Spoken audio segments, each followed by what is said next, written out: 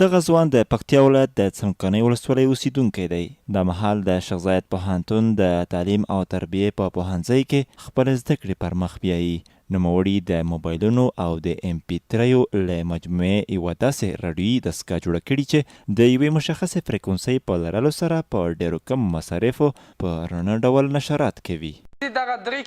کیبلونه د برق دي او د دې کیبل سره مایک وصل کوو،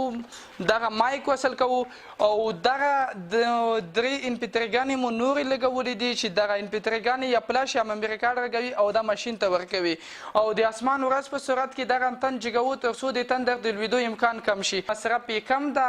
او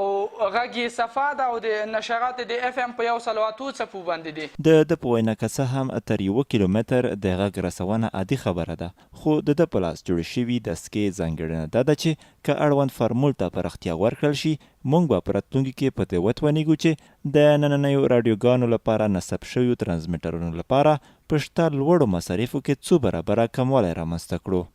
عموما دا د ترمیم بڼه لري، یعنی څو موبایلونه یا څو MP3ګانې یو ځای شوي دي او دغه دستګاه ترې جوړه شوې ده.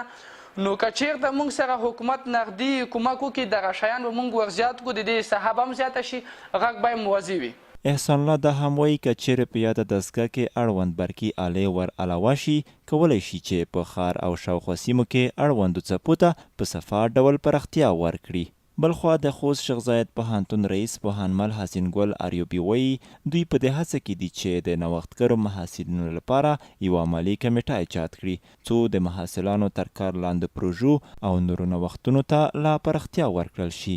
اول موږ کوشش کوو ورته که د موږ د کچې نه پورته وه بیا به د ولایت سره دا خبره شریکه کړو، کیدای شي په ولایت کې دا موضوع حل شي چې دوی سره مالي امکاناتو کومک وشي. که چېرته د ولایت د کچې نه هم پورته وه بیا به د مرکز سره په دې باندې موږ تماس ونیسو، د هغوی سره به په تماس کې شو، د وزارت سره په خپله د ادارې امور سره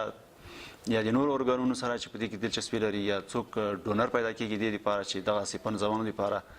دوی هغه امکانات برابر. د هیواد په ګوټ ګوټ کې ګڼ شمېر داسې ځوانان شته چې د زیات شمېر نوښتونو او کشفیاتو وړتیا لري، خو د وسایلو نشتوالی او کمزوری اقتصادي حالت هغه څه دي چې د استعدادونو په کاري برخه یې ژور اغېز کړی دی.